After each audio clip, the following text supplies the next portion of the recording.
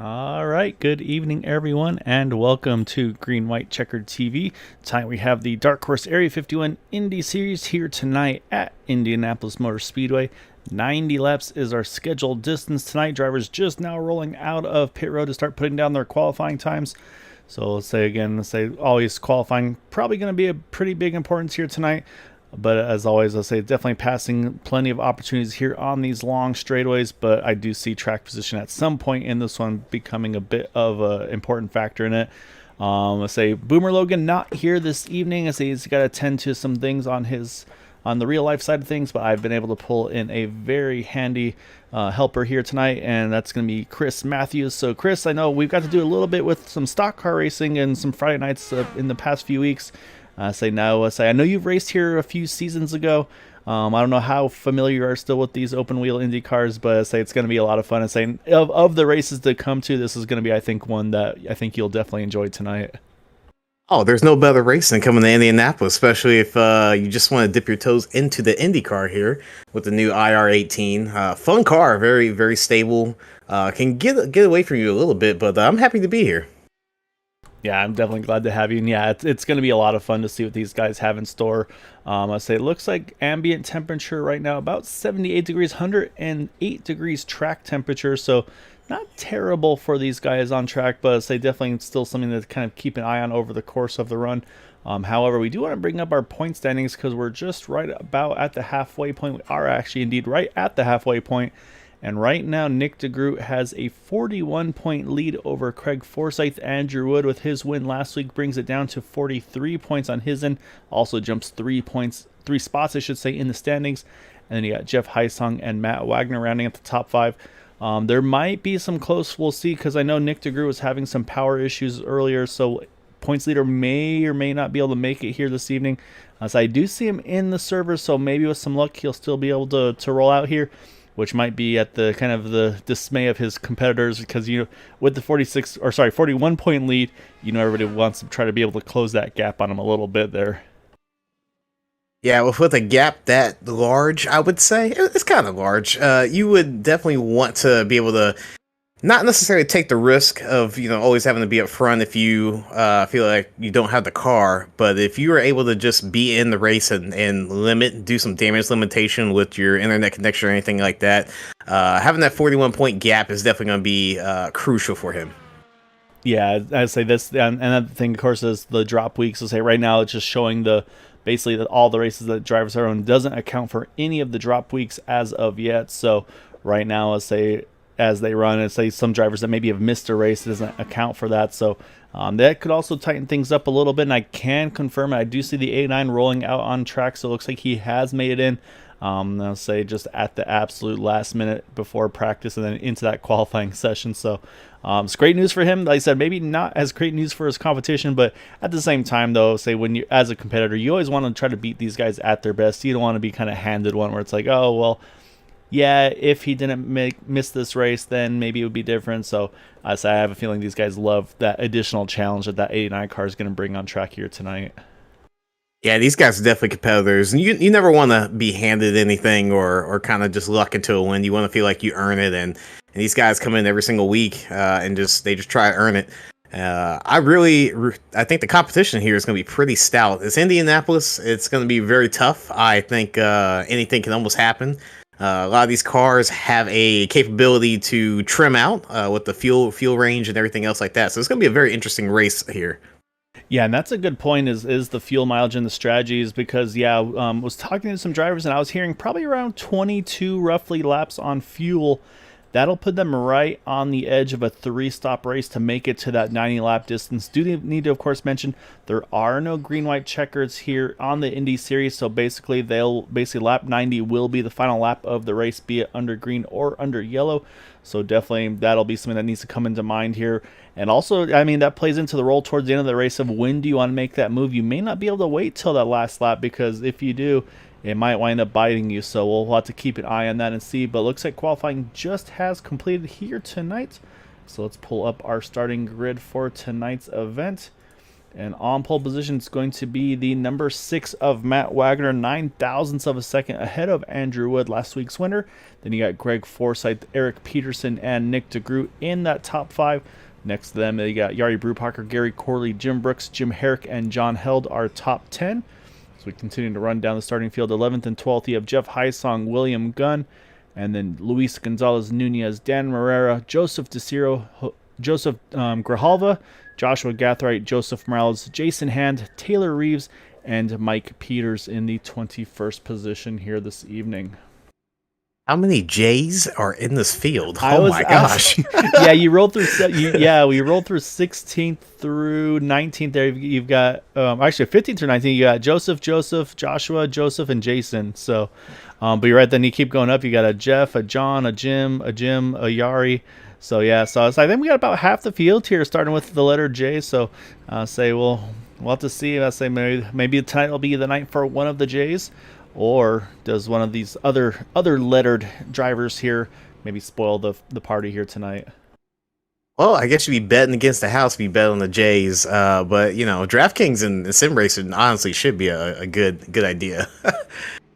Yes, I know you've kind of got into that one pretty full tilt. So I'm a little too scared. I have a feeling I'll get sucked into it too much and then be getting in trouble on the better half side of things. So I'll stick with the just kind of commentating and watching and observing and having fun doing it this way. Oh, definitely.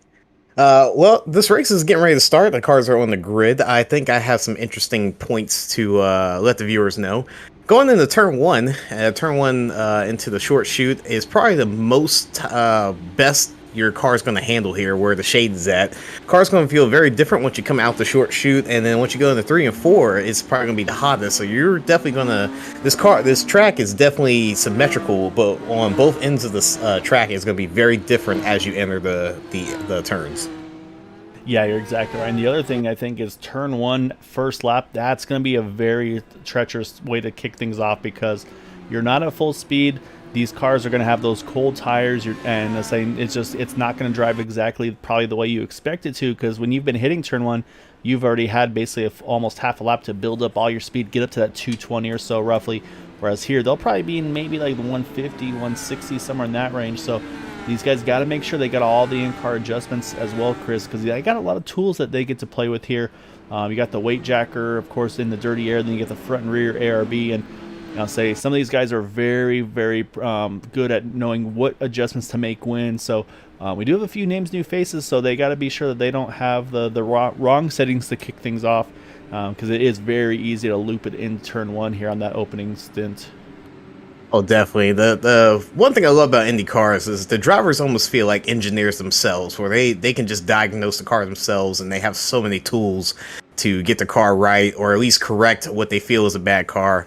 And with the fuel mappings and everything else like that, these cars definitely have so much more to play with, and these guys can make a bad car good, or they can make a good car even way better. So and that's a really good point. I was talking to a few guys, and one of the drivers had mentioned, it's like, man, you get this thing loose and it is fast, but so you still got to be able to handle that looseness. And it's another thing too, like you said, adjusting it for the dirty air. You get that clean air, you got to be quick on the adjustments. So there's a lot to happen here. So we'll see who makes those best adjustments as we get going here. As the pace car ducks off, it's going to hand it over to the front row. As you see the flagman up in the air waiting for them to get to the point, and then he'll throw that green flag, and we are down and away. 90 laps our scheduled distance as Matt Wagner leads them off into turn number 1. Pretty pedestrian going through here, even though they're going too wide. These guys probably just want to see what's what, but we almost have a 3 wide going on about the second row. Yeah, it looks like I think those drivers definitely heeded the concerns, and you see right away Matt Wagner is going to try to protect that inside line here. Wants to lead lap number 1 if he gets the opportunity to, but man, Andrew Wood's going to definitely be fighting hard on the outside. And I say they both have the clean air, so at this point you know they're both mad as, Andrew Wood's so close to the wall there off of 3, and this might give Matt the opportunity to get that lap led there. However, here comes that big draft off of turn 4. Will he hang on to it? It's going to be tight and at the line. I couldn't tell right there. I think that was dead even. This is very much of a marathon and a mind game here, where you got some guys, third, fourth back. They kind of sitting back a little bit, and they might just be trying to already figure out the fuel mileage here, while you have the front two just kind of just going at it. Yeah, that's a really good point. And that what you're going to see here, I think, is what I'm seeing already is with Matt Wagner, Andrew Wood. This is going to be that drafting game in the Indy cars, of course, on the open wheels cars. Can't really bump draft like you can in the stock car type series. So what you'll see is they'll kind of what I call the leapfrogging that they do, where that first car, he'll lead, the second car is going to pick up that draft, and he'll make that lunge to the inside, and then usually that outside car will give him the room. But you saw there, Andrew actually not able to get to him. But what you'll see is usually if they want to try to keep the pace of the race high, they will stay and they'll just kind of continue to pass one another on the back stretch and the front stretch. That way doesn't bring the rest of the field right up to them. But I think right now Andrew Wood might be thinking about fuel mileage, but as soon as I say that, actually he drops to the inside. He's going to take the lead here into 3, and that's what we're going to see a lot, I think, if they want to try to keep this race between them, because you can already see the gap that it's dropped to Eric Peterson, about a half second back. So, but I say Eric's pretty sneaky, pretty wily. He's probably already working that fuel number. Yeah, when people watch Daytona or Talladega, sometimes they want to settle down the race. You see a lot of the cars go high, and they make a high line all the way up at the top. For these guys, if you're in the lead, you kind of just don't even hit the 6th gear. You don't go upshift. You just sit in 5th, and you just let everyone else kind of go past you. Anyone that has a bad handling car, you'll see a lot of them kind of just offset their wing when they go into the corner, up high or something like that. So there's a lot to be looking out for with the front 10 here. Yeah, and that's exactly it, Matt. Is clean air is king with these cars. So you're right. They're going to try to offset that front wing either maybe a little bit to the left, a little bit to the right. Wherever they go, they just need to find some clean air on those cars. And you'll see that a lot. As I say, you saw Nick Degroot trying to peak low there, I think, on Eric Peterson. Has to hold station for now. And this is also, again, where you make those in-car adjustments as well, where maybe you make those weight jack or ARB adjustments to just get that rotation a little bit better. Just got to make sure you, again, once you get that clean air, that you are ready to adjust those things back. But you can see, though, what's happening for Nick Degroot is he's got the speed. He's able to get the momentum off the turns. But what's happening is Eric Peterson, he's holding the draft off of Jari Brubacher right in front of him. And so he's basically just not able to get around the draft chain. So once again, you'll see he gets a good run here. They're right there. Look, they're already evened out. And then watch the advantage go right back to Eric Peterson. That's how much the draft matters here at Indy. Yeah, and for Nick, a lot of times that's going to frustrate you if you have to do that for another 20, 30 laps before your pit window, where you want to pass the guy, you're able to pass him, you run the high side, you can save your tires, but for some reason, the car in front just has that toe, and you can just never pass him. So this might be a game for him, but at the same time, he might just go ahead, he just made the pass, so there we go. Yeah, so you find it was either able to get by, or Peterson's like, all right, you know what, yeah, you go ahead. I still got the draft. I'm good here. So I say now the question is right behind him. That's the 51 of Jim Brooks here sitting in 7th. Is he going to stay sitting right as well like Eric Peterson has been doing, or is he trying to get towards the front? Because up front, not missing a lot here. It's been pretty much, like I said, Andrew Wood, Matt Wagner just kind of leapfrogging each other for that first position just as needed. But again, kind of the one that I always watch for strategy as well is that number 27 of Craig Forsyth. And it looks like I have a couple drivers hitting pit road. William Gunn on pit road, as is the number 40 of Jim Herrick. I think Jim may have actually had an issue there, as I'm showing that he went off track at some point. Unfortunately for Jim, looks like he had to take a tow, I believe, possibly also for William Gunn. So that's going to drop both these guys at least one lap down here early on in this one. So that's going to really hurt their chances to get a solid finish tonight. Yeah, I think Jim Herrick hit the wall and probably knocked his toe in, so he might just be sitting here just trying to take the faster pair. Hopefully he can get back out there. I know IndyCar, I don't think in this league, I don't think they have the free pass, so he's just going to have to work real hard for it and do it the hard way. Yeah, that's a good question. I want to say they still do the free pass here. I think there were talks of maybe it changing in the future, but so I think as long as, if he can stay as the first car one down, he might have a chance. However, already noticing, though, that William Gunn already back out on track and Jim Herrick still sitting on pit road.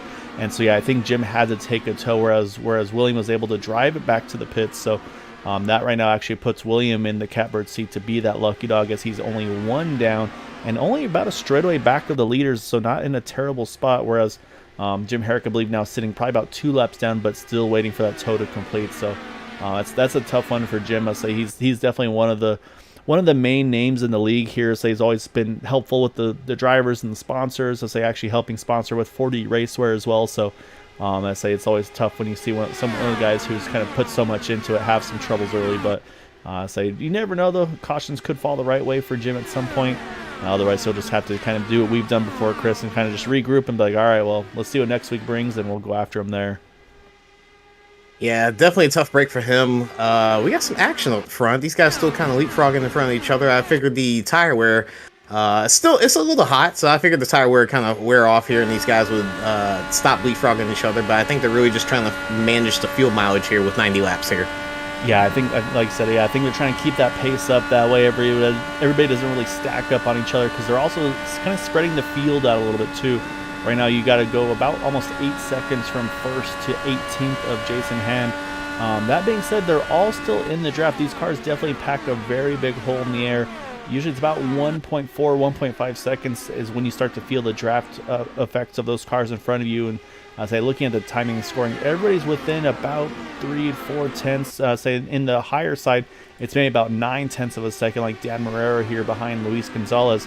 I say he's still in the draft of that number 15 car, and I say just a little bit further out, but he'll definitely be feeling the effects on the top end. However, one that, I think he may have just had an issue there was Joshua Gathright, because he just fell back over 1.7 seconds, and that allowed Joseph DeCiro to get on by him. So we'll have to keep an eye on that 17 car. Hopefully he's able to, maybe not too much of a damage, or maybe just lost a little bit of momentum, but he's going to try to have to recover from that. But the thing is, Chris, we're already halfway through this fuel window, and saying that's just how quick these things click off with these cars when they're going.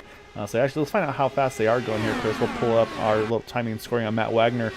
210 through the turns here, and saying, so I mean, that's how slow they go. Now we'll see with the draft, how fast does this car pick up down the back.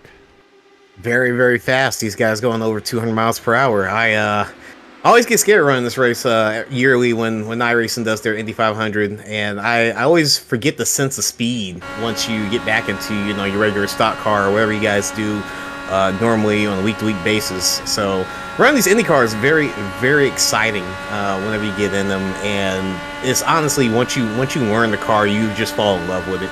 It almost feels just like an airplane.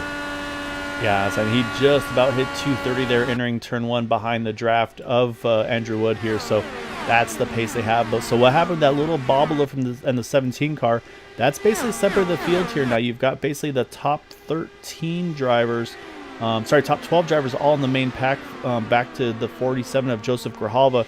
And then you got to go 3 seconds back to Joseph DeCiro, who's leading kind of the second pack of cars. So unfortunate for these guys, now they have to try to, this is where we talk about that leapfrog approach though, Matt. This is really where those guys maybe need to consider trying to do the same thing that Matt Wagner and Andrew Wood are doing. But again, I mean, you look at these two up front, I mean, they race with each other week in and week out, probably in other leagues as well in the open wheel series. So they know each other, they know the tendencies, and they kind of just, they have the general idea of what to do. Whereas a little further back, the 17, the 110, the 910, I don't know if they've really raced around each other very much, so you kind of have to kind of build that trust, build that respect to be able to get back after like these guys up front are doing. Yeah, and that's what it takes. It takes coordination when you're doing the leapfrog technique, where you lead and in the front, you're trying to go as fast as you can, but you also know that the guy in front of you is going to get such a huge draft. And if it becomes a three car race, you kind of don't want to go in there too wide. You might wreck. The other problem is if you decide to go wide and the guy in third decides to take you, all of a sudden everyone else gets backed up, but you all just catch each other right back up. So it literally just becomes this one like weird conundrum after another, and it just compounds upon itself. So the packs that separated each other, it easily can catch right back up to each other. Yeah, exactly right. And I think that's why Matt and Andrew are having to keep the pace up, because even with them doing what they're doing, we've seen Craig Forsyth, he's just tagged right onto the back of them. Yari Brupacher, he's been kind of creeping into a little tighter on these guys as well in the 49 car. And then, like I mentioned, we've seen Nick Degroot and Jim Brooks, they try to kind of hustle themselves back up there as well. So I do still think, though, I think Craig Forsyth, I want to say he's probably playing the long game here on the fuel mileage. I'm thinking he's going just hard enough to stay in the tow, letting them kind of do all the work, and he just kind of reaps the benefits of this, Chris. I mean, he's just making great fuel mileage right now, probably in that 27 car. Oh, we have one. Oh, whew, saved it. Gary Corley, big loose off of turn number 2 there. But yeah, let's go back and watch that again, because I don't know how he hung on to that car, Chris. That was some very, very quick hands out of that number 7 of Gary Corley. I was definitely pointed at the tires for sure. Yeah, you can already see that thing stepping out on the exit and saying nothing he did wrong. I think just the car loosening up. And, oh, man, that's, yeah, how that car hung on. He's going into the pit now. Yeah, I think he said he knew. He's like, I've had enough. It's time for pits. I know I'm early, but at this point, I've still got my car in one piece. I'm going to keep it that way. Yeah, speaking of the pits, for IndyCar, the yellow cones or the entry cones are way deeper in the pit lane than they would be if you were at the NASCAR sprint car races, where it's right at the wall entrance. So these guys do have a little bit of room to play with, especially when they're going 210 miles per hour. So when these guys try to do the overcut or undercut, whatever the strategy they want to use, they definitely want to make sure that they get all the way to the end of that line and get as much time as possible. Yeah, there's definitely a lot of time to be gained and lost on pit road. So you can see right here what's going to happen with Gary Corley. You can see right here the pit stop delta, Chris, just outside of, or just about a lap really, because again he fell back just a little bit from the field with that big slide. So he's going to emerge in here right in the middle of the pack. Oh, we got one that went way down low there off of turn 2, and he's going to steal a little draft there off of Gary and then try to tuck back in and say that was Jeff Heisong there trying to get around Eric Peterson there. But yeah, so this is going to be kind of an awkward spot for Gary here because he's going to have fresher tires. So that car's going to feel very good compared to those guys around him. But I say it's kind of that, again, that risk-reward situation, because now sitting the first car one down, I feel like you kind of want to just play it safe here and not put too many risks and just keep that car in one piece. So, but man, yeah, I'm watching that 18 car and he is doing everything he can right now to try to find a way to get around that number 36 in front of him. Yeah, he might get lucky with some people trying to go long on this field run if they've saved enough, where he might be able to somehow kind of leapfrog himself a little bit higher than where he would be if he was just running by himself, because if you're out there dead in the water, you lose so much time. Yeah, and that's exactly, you need draft really to have a good chance of this one. So we got one coming in a little early to me here. Jari Brubacher, he's hitting pit road now at lap number 20. So this is outside the window, Chris, of making it on that 3-stopper. So we'll have to see if that's just maybe a strategy. Maybe he's just trying to do a short pit, or if he's thinking that, yeah, just needs to try to do something different, maybe gain some track position, take that gamble.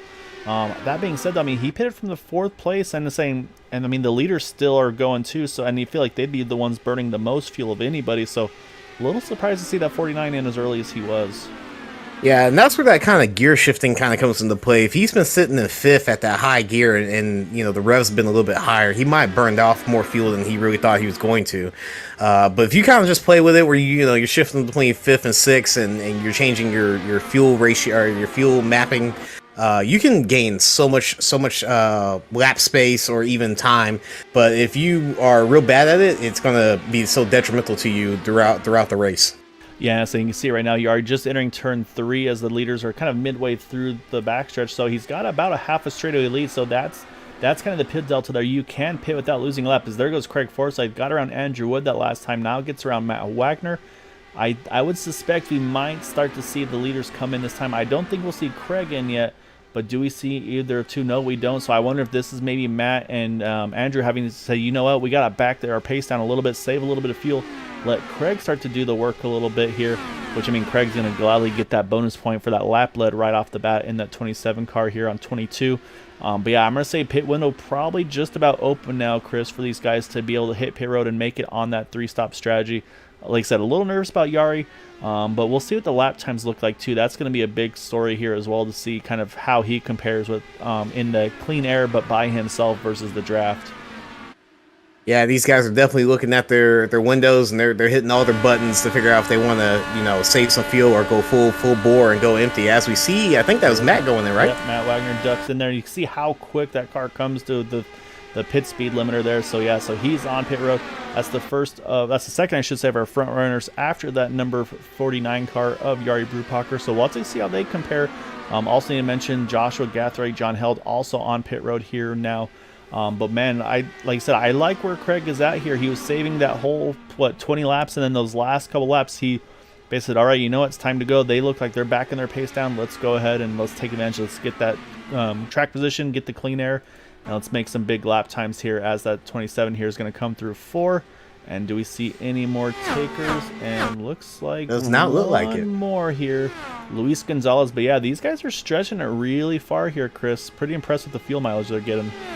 Yeah, congrats to these guys for doing the leapfrog probably correctly. I know anytime I've done it, I've definitely messed it up a couple of times.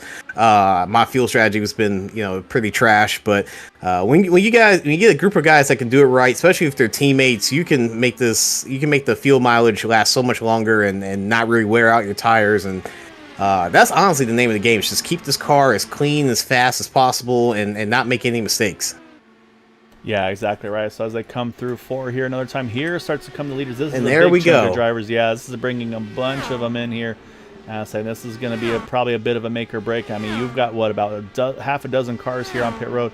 The only one that's staying out right now, Nick Degroot. He's going to try to stretch it even a little further in that 89 car. Again, just jumped in the server last minute, but it looks like he's been going kind of doing his fuel save game. So I say he's going to be the one to stretch a little extra here of our front runners.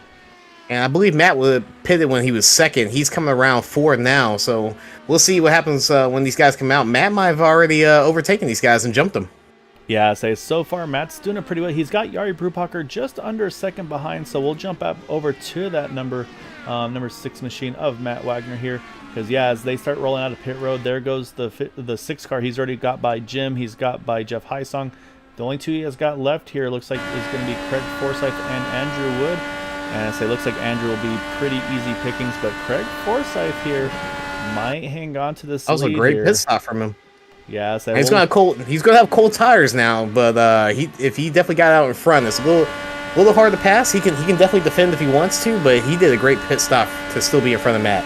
Yeah, it was a really good in and out there by Craig. And we'll look at those lap times and pit times and everything. The next one we got to watch is Nick Degroot. Can he hang on to the lead here? As again, he went that 1 extra lap in the 89 car.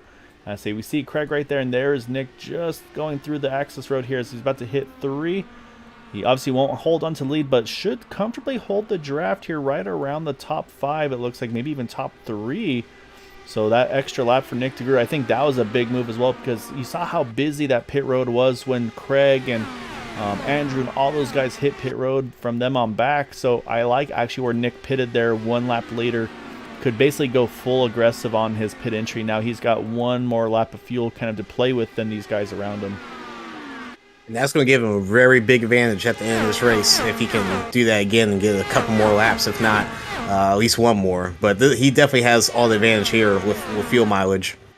Yeah, so after pit stop cycle through, looks like we have now 9 cars in this lead pack from Craig Forsyth back to Eric Peterson in that number 36.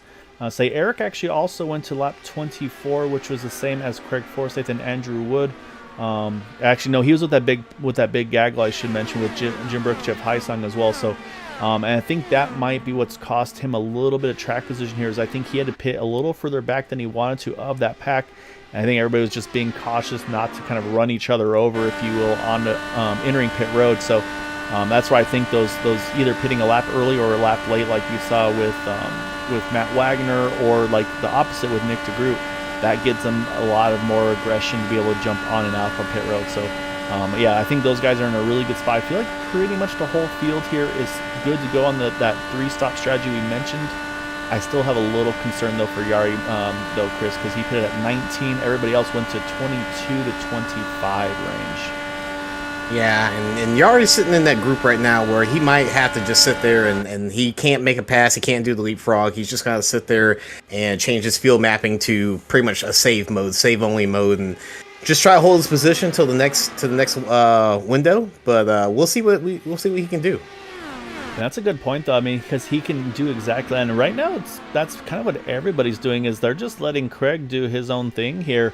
Because, again, he went to 24, and they're like, yeah, you know what, you go ahead. We're not seeing that leapfrog that we saw from Matt and Andrew. So, yeah, it seems like they're pretty happy with him doing what he's doing. Do you need to mention, though, we're talking about pit stops and everything, though, Chris. Pit lane time for Craig Forsyth was a 36:93. That's the total amount of time on pit lane. The next closest looks like it was a 37:15 for Matt Wagner. So just a couple tenths of a second gain there. And actually, Matt Wagner dropping low here, dropping some spots here. Not sure. Oh, he has big problems. He has big problems. I think he's got a VR issue because, as I do know on the side of things, Matt having VR, so I think he may have just kind of cut the car to the left and maybe kind of hit the brakes and just come to a stop. So somehow that's able to get off track. He's rolling and doesn't again. Bring out the yellow. So yeah, so I think he had something pop up probably, or something affected his screen there, or his headset, I should say. So that's a huge just misfortune for him, but also a huge break though for nobody else getting involved in that. So great heads up driving by the rest of the field there to avoid that number 6 car. But yeah, that's going to be a tough pill to swallow for that 6 car. Since he was just sitting comfortably there in second, and now here they go again though. Now the leapfrog begins once more here with Andrew and Craig once again up front. Yeah, very unfortunate for Matt, but he did a great job. Kudos to him for getting out of the racing line and kind of just making sure that his car was wide as people went by, and then as soon as he was able to, just went straight to the left and darted into the dirt. Yes, that's probably about the best I think we could have ever seen something like that happen, where A, not involving another car, and then B, say not even bringing out a yellow too. So yeah, so definitely hats off to Matt for making the best of a bad situation. But right now we've got, like I said, we got those top 2 here doing the leapfrog. A bit of a top 3 breakaway here as Nick Degroot's been able to tag onto them nicely. And then you got just behind them though, Yari Brubacher, Jim Brooks. So I think they're starting to try to fight a little bit again, kind of who can be the next closest to them. And right now Yari's holding on to it. And it's kind of like we saw before, where Yari's able to hang on to that draft. And that's kind of prevents that 51 from making that move to the inside. So we'll see if he can do anything entering 3. It looks like he's going to hold steady for now. But right there, just right in the tire tracks to that 49. But somehow hanging on to the arrow pretty well for being in that dirty air. Yeah, and it seems like from Wagner's misfortunes, these guys decided that they wanted to go a little bit crazy and start doing leapfrogs again. With the 3-car breakaway, instantly after 1 lap, these guys are right back into a 5-car battle. Yeah, so yeah, the pace picks back up, and yeah, you're exactly right. So looking at lap times, and I mean, some drivers are running right around what their fastest lap of the race was. Last time by Yari ran a 40.94. His best was a 40.90, so only 400ths off of that. So yeah, like I said, the pace definitely has picked back up with these guys.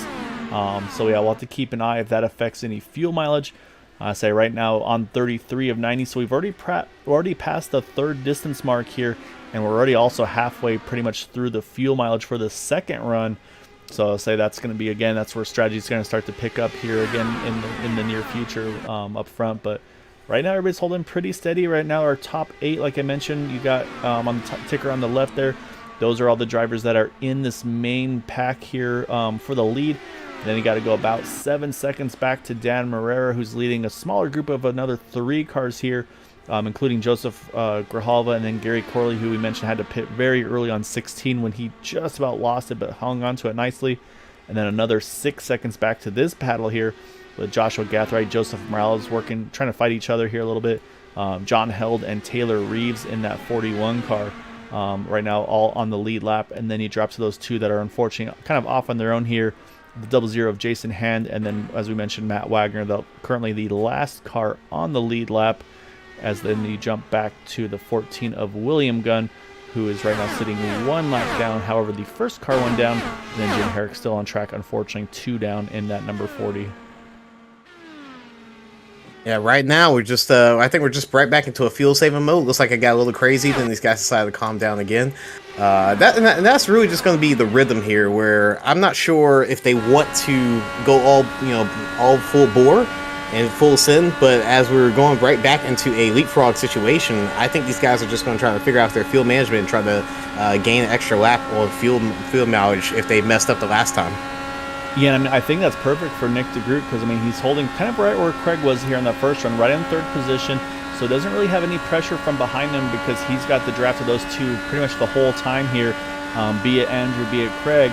And so he's able to kind of bump down that fuel map, just run a nice fuel save. Again, he went a lap longer than the rest of the field here, so might be able to do the same, like you said, Chris, or even stretch it maybe 1 more. So maybe instead of going 25 this time, maybe he can go to 52, maybe run 26 laps possibly.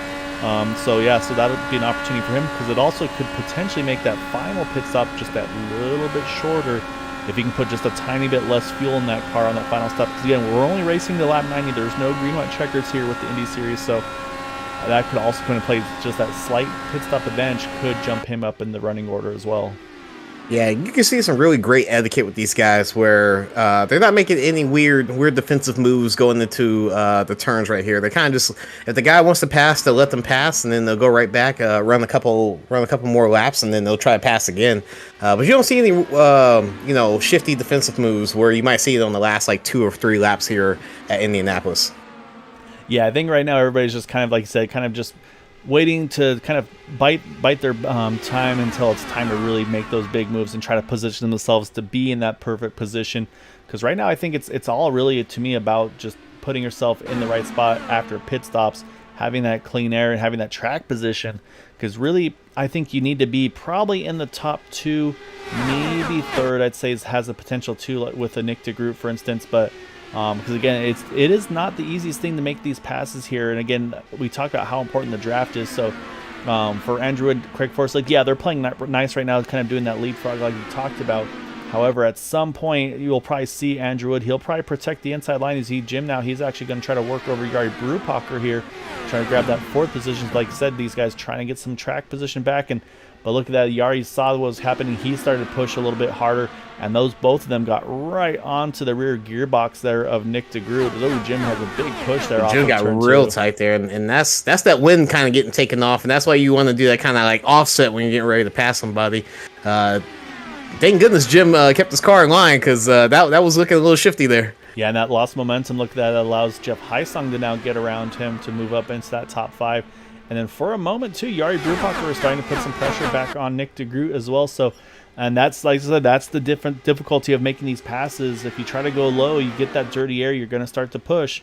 And that's exactly what we saw. But I can see now with that attempted pass, though, by Jim, looks like Yari's really turned up the wick now on that 49 card. I think wants to avoid having that risk happen again to him. So he's definitely starting to stay tighter on these guys. And it looks like Jim's car might be starting to fade a little bit, because now he's under attack from Luis Gonzalez in that number 15 car as they head into turn 3. But once again, though, it looks like that outside line, there's definitely just off the maybe kiss the wall for the 51, but it looks like there's definitely some good momentum there on that outside line. Probably also some clean air. And I think that's going to be something to watch here too, though, Chris, is maybe that outside line may not be a bad place to be to try to make some passes happen.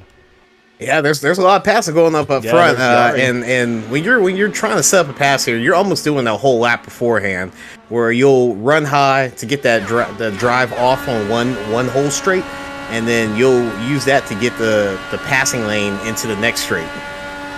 Yeah, and we just talked about that aggression from Yari Brubacher. He was able to get around Nick Degroot, so now Yari up to 3rd, Nick back to 4th.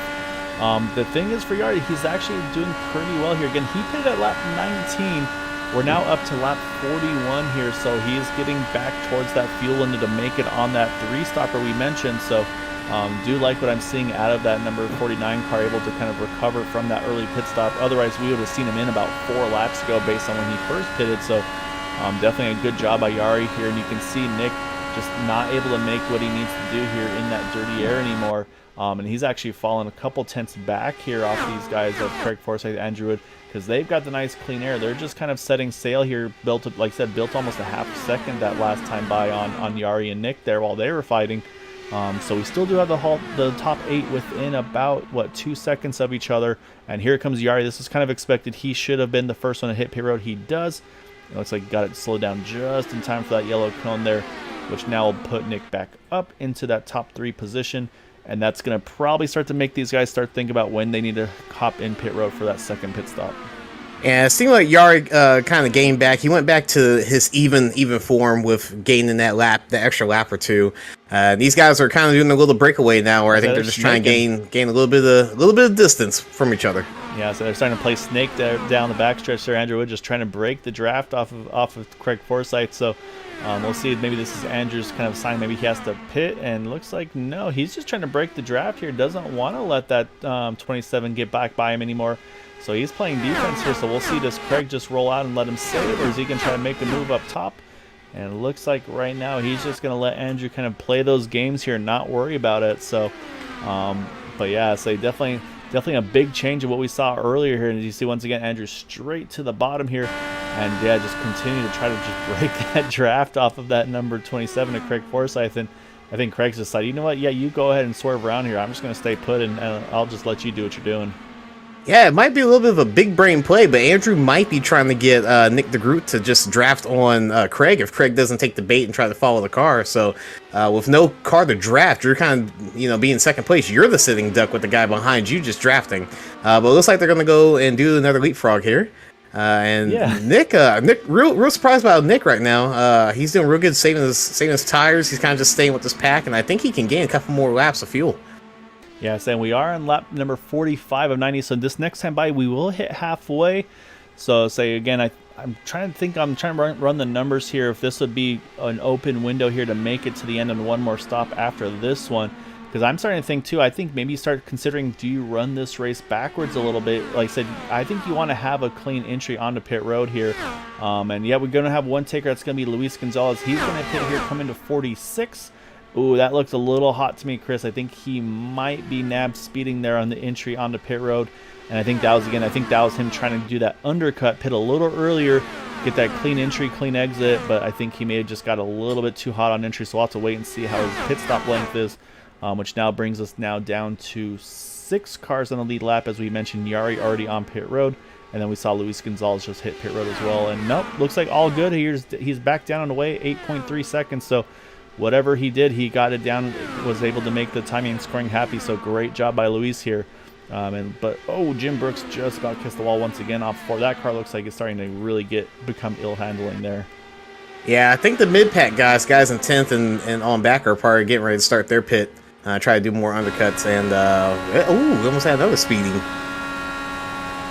Yeah, Denver, Joseph Grijalva, they both hit pit road as well. So Taylor Reeves is in as well. Like Craig's returning the favor. He said, you know what, I'm going to protect the inside line this time around. And that's the other thing too, though. If you're about to hit pit road yourself, though, Chris, you actually probably want to protect the lead, because you want to be able to go in on your own pace. You don't have to worry about reacting to that guy in front of you. So we'll see if that's going to be the case. Yep, here he comes, Craig Forsyth. Yep, he's going to hit pit. And this is going to be with 43 to go. And I think this is in a good window because, again, we talked about it. You can go probably about 22 laps safely. So at this rate, he'll be able to go the 22, and then he'd go 21 to the end if he kind of keeps that same schedule going. So now it's going to be all about those in and out laps, and, of course, hitting your pit stall and make sure, of course, you get down to pit speed. Yeah, when we see the more snaking going on. So I think about a lap or two, the rest of these guys are going to try to do their pit window. And just make sure that the overcut can work. But you see some guys doing the offset into their entry into the turns. We'll see what happens coming around to 4 right now. Yeah, so we see, yep, here we go. We got 3, 4, nope, actually just 3 hitting. It wasn't the 3 I thought it was, but it's going to be Andrew Wood coming from the lead. And then you got Jim Brooks and Eric Peterson all hitting pit road here at 49, at 42 to go, which now leaves Nick Degroot and Jeff Hysong as the front runners here, who have yet to make their second green flag pit stop. So like I said, this will be the next part, is to see where do all these drivers cycle out in relation to each other. Right now, Craig Forsyth, he's got about 1.6 seconds on Luis Gonzalez, another about 1.5 back to Yari Brupacher, but the big one's going to be right here is going to be Andrew Wood, Eric Peterson, Jim Brooks, as it looks like they're all just about to start rolling out of pit road here. We'll see again, Nick Degroot, he's making the fuel mileage, just like we talked about, Chris. He's going to go the furthest of anybody once again here. And that's going to give him so much room to play with when it comes to the last 5 laps, where he can just sit all the way in his fuel rate, his full bore mode, and just go full send, where these other guys still might have to go down one or two notches on the fuel. Yeah, that's exactly right. Do they maybe have to look at fuel saving in the final stints, whereas maybe Nick can just stay full rich and not even have to worry about it? So we'll keep an eye on Nick. We'll watch him kind of finish up this lap here. I suspect we'll see him in this time, as this will be coming in at 40 to go this time around. We'll see if he does, and then we'll kind of look at the timing and scoring where the rest of those drivers that hit pit road are at. And yep, there he goes. He's going to hit pit road. That's going to kind of complete our leaders' pit stops here, and that's going to jump things over to Craig Forsyth here, who's going to cycle back to the lead. He's going to have Andrew Wood right behind him, but it looks like once again everybody's kind of hung on to each other. There's a 27, there's a 64. You got the 15 of Luis Gonzalez is right there. Jim Brooks is right there.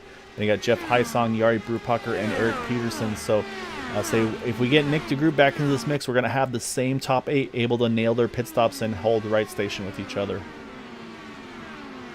Yeah, as you can see, Craig's come around to the start finish now. I don't know where Nick is at right now. Just hit pit exit come, so he's rolling through the gears as fast as he can. I think he might come out 4th. So you see Craig already clears him out of turn number 1. Now he starts to continue to build speed. Again, these things have really good traction, really good speed, even through the flat here. So yeah, like I said, he's currently down to 4th. Can he sneak in front of Jim and hang on, or is he going to fall to 5th? Looks like 5th positions where Nick Degroot's going to cycle in, but again, still in this main pack. And like you said, he's also now got 3+ laps to the good on the rest of these guys. So that's going to be a big advantage, I still think, for Nick, because that final stop will probably be a fair bit shorter than the Craig Forsyths and Andrew Woods and stuff. And that'll be the next question, of course, too, Chris, is once we get to that pit window, does everybody come in as soon as the window is open, or do they run it long? Because we talk about cautions. You can pit here and not lose a lap, so there is some incentive to short pit here potentially. Yeah, and that's going to be, I think, a game time decision for these guys, where you might see the leader go in, and you're going to do the opposite of what the leader does, as you see another leapfrog going on here. I think the main thing for these guys up front is if you see the person in front of you go in, you're going to stay out. But if you're able to go in the optimum time that you want to, you'll have a really good chance to dictate the race for yourself. Yeah, and the other thought is if you can find a friend to go in pit road with you, if you guys can basically hop on pit road and then just right off the bat start to do that drafting tandem, the leapfrogging, if you will, and maybe try to build a gap to get over that 1.5 to 2 second window to get out of the draft range of those guys around you, that could be another opportunity to try something different to maybe help your chances. So do we see any teamwork maybe between some of these guys in this main pack? Like I said, I'm trying to peek around on Discord, and I'm not really seeing any formal teammates. Actually, Jeff Heisong, Eric Peterson, 6th and 8th, they're in the same Discord channel. So these two here, they could maybe say, hey, you know what, let's pit at XYZ lap, and then let's start leapfrogging each other and see if we can maybe either gain track position or maybe even try to break that draft to the rest of them. Not sure if there's anybody else. Looking at like Andrew Wood, he's with Matt Wagner and William Gunn. Say they're not in with anybody else in there. And so same thing with, I think, Luis Gonzalez, Jim Brooks, Nick Degroot, and Yari Brupacher. I don't think they have any teammates formally in this main pack here. So could put the potential advantage into the hands of a Jeff Heisong, Eric Peterson, if they can try to work with each other here. Yeah, and looking all the way back, I mean, he's got you're in 8th place where Eric Peterson's at. He's not out of this race by any means, even though he's 2.5 seconds back from the leader. He just needs to hang on to this train once the next pit cycle goes through. Like, it's still an 8-car battle so far. Yeah, that's exactly right. And saying for the other guys in this one, say again, we've kind of been focusing on the top 8, so let's drop back a little bit more here. We got 9th and 10th of Dan Marrera and Joseph Grijalva. Still on the lead lap. They are about 7 seconds off of Eric Peterson, but still easily on the lead laps. I mean, definitely, a caution brings everybody back into this for the most part. Gary Corley sitting in 11th, about 9 seconds off of Dan and Joseph, and then Joseph Morel is right behind him in 12th. And then you go back to Matt Wagner, who's been able to recover up to 13th here in that 6 car. He's behind him. He's got Joshua Gath right there, and then a little further back, John Held. And then you go to our last car in the lead lap here, Taylor Reeves, who's got about a full straightaway in the leaders here right now, sitting in 16th. And then we drop to William Gunn in the 14, who is right now the first car and actually the only car one down, as it looks like Jim Herrick has hit pit road once more here. I think just unfortunately his bad night hasn't been able to recover. So right now those are our front runners here at the moment, still on track. I think I've been watching it for about 2 or 3 laps, but it looks like Nick is definitely playing the fuel strategy again, where he just wants to go a little bit longer. He's been on the back of Jim Brooks's tailpipe here, and he has not decided to make the pass, and he'll just get right up to him and then not make the pass. So I think he's still trying to do a little bit of fuel saving, and this is a perfect strategy for him. Yeah, I think a short pit is definitely the way to go. And this is, I was saying, you see right there as Nick goes really high through turn 1. Looks like he'll do the same here in turn 2. And actually, this time he's going to make the pass happen. Look, it's tight off the 2. But yeah, that's a Nick Degroot move. And I mean, I see that. I don't want to say all the time from him, but he's able to put that car in a place where you don't think is probably the ideal track position, but he gets such good speed because he's able to keep the clean air on that front wing. And again, it looks like he's about to try to do the same thing here in a moment to Luis Gonzalez. So let's watch here. Let's hop back on board the 89 car and watch him through turn 1. If this 15 stays low, watch this 89. He's just going to blow through the top here. And again, you can see he's like 3 grooves up there. Had to roll out of it a little bit just because of the closing rate he had. But I think we'll see it once again here. You can see there he gets a little dirty air off of Craig Forsyth. Can't quite carry the momentum, but he's already put 7/10 of a second. Actually, yeah, Jim Brooks has dropped back behind Jeff Hysong now. I think that 51 may have caught the wall or something. Exact thing seems to be way off pace once again here, unfortunately. So didn't see it on my screen, but maybe something happened at 51, or he's just kind of backing it down once more. But as I was looking at that, though, there he goes, Nick Degroot. He's actually gotten around that 15. And yeah, there goes Jim on pit road. So yeah, not scheduled here. So yeah, definitely some contact, I believe, with the wall there for him. So he's having to, unfortunately, make an unscheduled stop here outside of his fuel window to the end. Definitely unfortunate for the 51. But as far as the 89, I don't think I saw that many outside passes during the real Indy 500 this year. No, he is a monster here, and saying he makes that third lane work, third lane work so well. You see here he backs it down, drops in right behind Andrew Wood now.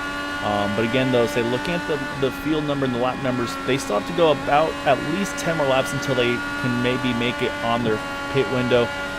Do need to mention Jim Brooks, who's already rolled out of pit road here. He's building speed back up, so he'll stay on the lead lap. Again, though, like the others we had mentioned earlier, he's going to need a caution to put himself back into the mix in this race, unfortunately. So we'll have to keep an eye and see if that comes into fruition or not.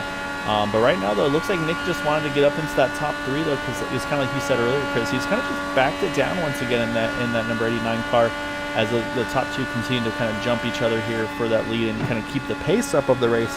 And so looking at pit stop laps here, Craig Forsyth pitted at 47, Andrew Wood 48, Nick Degroot at 50, and then the rest of the top 5 you have Luis Gonzalez at 45 and Jeff Hysong at 49. So if you go off the fuel numbers right now, Jeff Hysong, Nick Degroot should be able to go the furthest on fuel, whereas Luis Gonzalez is going to have to pit the earliest out of that 15 car. So like I said, though, I think the magic number, though, is going to be in about 8 more laps, 22 to go, maybe 21 if you want to be just a little extra safe. I think that's going to be the window where you see these guys hit pit road potentially for the final time. Yeah, I think the last thing Nick wants to do is lead this race right now, at least at this point in time, where he's just kind of sitting back in third. He definitely backed it down. And it looks like he just wants to sit here, let these guys leapfrog each other, save his fuel again, and then he might go long one more time. But if he can save that fuel and then do the opposite and do the short pit, he's going to be golden. Yeah, I don't think you can pit here and not take tires. However, I think tires are so fast here that even with this is a reduced fuel series, so they don't run 100% fuel. But I still think even with if you go to 100% fuel, or I should say fill whatever the tank levels are set to in these cars, I think you do save a little bit of time, though, if you cannot put a full tank of fuel in. So like I said, I think that's where Nick's advantage is, where maybe it shortens his pit stop by, let's say, maybe even just half a second. That could be all the amount he needs here to kind of, like I said, to leapfrog him into that top spot. And maybe if he's lucky, out of the draft window of those guys up in front of him. It's going to be all about the in and out lap, though. Yeah, I believe once you start seeing these guys snake again and do a little bit of defensive work, I think that's going to be them trying to test each other and see who can actually follow the leader and try to make a pass and see what they got. So I think these guys are going to start snaking probably about next 5 or 6 laps and just try to figure out who actually, has the aggression here that wants to make a pass here. Yeah, definitely a possibility. Oh, we might have trouble. William Gunn looks like he may have had an issue there. Oh, he's down off the track, so we stay green. That was going to be the opportunity a lot of drivers are going to be hoping for that yellow, but we stay under green flag conditions. He makes it to pit road, so no caution as Craig Forsyth continues to lead with Andrew Wood. But now they're going to have a little bit of dirty air here. They're going to catch that car there. I believe that's Taylor Reeves in front of him. It is. So now they got to try to work a little bit of traffic. Though Taylor just about kissed the wall there off of 2. But now they have to try to kind of snake their way around this 41. This is going to, again, change that drafting perspective. And it's also going to give some guys a little bit more dirty air than maybe they weren't expecting. So this might be an opportunity for Craig here. Yeah, if the lap car can kind of just stay out the way, I think these guys might be able to get by him. Oh, he definitely backed him up a little bit there. Nick might try to make the pass. Ooh, I thought it was going to go 3 wide for a second. Yeah, it's definitely shaking things up front there with, he said, Nick now able to cycle himself up into second. Because, yeah, Andrew Wood just lost a little bit of momentum. It's so difficult to be able to kind of work the traffic exactly maybe how you want to. And then saying the same thing here for Taylor Reeves. I mean, he's now got the draft of these guys around him, so it's also an opportunity for him to be able to kind of keep a little bit more speed, a little more track position, and also really good clean air there on the top side. But looks like Andrew Wood, he does complete the pass. Now it's going to be up for these other guys here, because you got to be quick about this, because this is where they can get away from you. If the 27 and 89, if they can try to work together, they could try to break away from these guys. But right now it looks like they've gone ahead and, yeah, they're starting to work the strategy. But actually, early pit stop here, I'm a little nervous about this, Chris. Jari Brubacher pitting at 25 to go. I don't think this is in the window to the end. I think he's going to have to splash it to the end. He's definitely going to have to save as much as possible. He's probably just holding the bag of fuel in his hand right now. Yeah, yeah, we'll see. I mean, yeah, that's going to be tight for Jari here. So that's the first of our leaders pitting at 25 to go. Like I said, I don't think we'll see anybody till another 3 laps. I'd say, like I said, I think 22 to go is kind of the magic window for me to be able to know you're good to the end without any fuel savings. So what this does do, though, is that, again, I mean, it's going to put some strategies out there. Jim Brooks looks like he's going to cycle in right behind Jari, or maybe right in front of him. So they'll have a little bit of speed with each other. They can actually maybe do a little bit of drafting here and try to, and because you can see there's the leaders right behind them, not that far behind. So this is actually a good break for those two to be able to draft together and just try to break away a little bit here as we get to that final pit stop here in the next, I'd say, about 2 more laps. Yeah, I think this guy's going to try to play a little bit of strategy here. A mouse game of who wants to go in first, with Nick leading right now. As we have one car going in. Yeah, it's Luis Gonzalez. He pitted at 45 last time, so he's here at 23 to go. Another very aggressive entry for that 15 car. And 23 to go, I think that's doable. I think he can make that happen. Again, he pitted a lot earlier than those guys in front of him, so he did make good fuel numbers that last time around. Like I said, going from 25 here to now 23 to go. So we'll have to keep an eye and see how he cycles around. But yeah, I think, like I said, I think this time by, if anybody wants to gamble, this is going to be about the time to do so. So we'll see what we get from these guys, because they are starting to spread out a little bit here. You got the top 4 are starting to kind of drift a little bit apart, and it looks like they all stay out. But I'm watching like Eric Peterson, for instance. He's fallen out almost 2 seconds back here. I think he may have had a little bit of trouble getting through some traffic as well. So it's a tough break for Eric here. But up front, though, we'll jump back to our top 4 drivers right now. Because look at Andrew Wood here, Chris. He's basically fallen to about that half second back and not able to gain that back right now. So I think Andrew, same thing. His stuff might be starting to burn off a little bit. Yeah, and with him being that far back, with the front 2 still kind of fighting, he might want to just go ahead and be the first one to go in. I mean, we know he wouldn't lose any. He wouldn't lose the lead or lead lap, I should say. But nope, it's going to be Craig. He's going to be the first to take it, and I could see a Craig doing that because he loves to be aggressive, and so he's going to jump in here right at the window. 21 to go now, so he's good to go to the end from here. Now it's, again, just making sure everybody gets their speed down in time and everything. So Craig's going to be the one to set the bar. Now, again, do we see the response? Do we see any reaction from a Nick Degroot, from an Andrew Wood, from a Jeff Hysong? Do they see what Craig did and say, you know what, we got to come in too? Yeah, and with Nick having that big lead, you can see him starting to weave, just trying to break the draft, because I think he was about half a second. Now it's climbing back down, but I think we're going to see more pitting right here. Yep, and there they go. That's the reaction, that kind of what I expected there from the 89 and the 64. This is, again, Nick should be able to put a little less fuel in these guys than Jeff Hysong. He's going to run far. He's going to go a little longer in that number 18 car, and he might actually steal a little bit of a draft here. This could actually be a big opportunity for him for a good in-lap, because he's going to start to pick up the toe of that 41 machine of Taylor Reeves here. So we'll probably see him maybe steal some drafts, and actually looks like he's going to stay up top. I thought he would try to pick up a little bit off of him. Oh, Nick shot his pit. Oh, Nick overshoots his pit stall just a little bit. That's could be costly, or maybe it can kind of just maybe even it out there, because he's going to roll out looking for Andrew Wood. And yeah, you're right. That cost him some time to Andrew Wood by probably about a second or two here. So where's Craig Forsyth? There he goes right there, already around Nick Degroot. and it looks like he'll probably cycle in right with that 64 of Andrew Wood here. And Andrew's going to shoot all the way back up and get that draft right now, and, look and at they're Craig. staking. Yeah, Craig's like, nope, no draft, but yeah, say he's not going to get out of the draft of Andrew here, so that's going to put the top 2 together.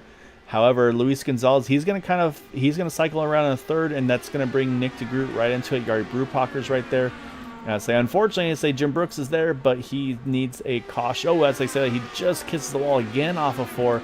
That car just not handling the way he needs it to. So now Jeff Heisong, he's rolling out of pit road. This was our last of our leaders to pit, and there they go. That's going to be the pass for the lead. But again, he's going to cycle in with this main pack. So looks like we're going to have probably about a 5-6 car race for the win here tonight. As there he goes, he's going to cycle in right in front of Nick Degroot here. He's going to try to get the drafts, get that speed built up, because that 89 is right on his rear wing as they hit turn number 3. Yeah, this is going to be very interesting in these last 20 laps here. I honestly cannot call it. A lot of these guys play different strategies, and it's almost even out for everybody. But I think it's just going to be right down to pure aggression. Andrew seems to be the one in the prime position to make this race his own.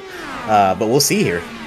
Well, the other thing I'm looking at right now is I think Craig and Andrew, they're trying to break away right now because they've got about a second on Luis here. And that's it. This is for Luis. He's got to be after it here because as they continue to leapfrog, they're actually building some momentum on him. They've got now a second on him. So he's got to be careful not to lose these 2. And you can see he was kind of trying to follow that draft there with those guys. So he's got to do everything he can to just hang on as tight as he can because it's about, like I said, it's about 8/10 to a second. Then you got to go another 8/10 back to Nick Degroot and Jeff Heisong. So right now they've actually really spread out here. So this is really good for Craig and Andrew. This kind of might let it settle out between the 2 of them.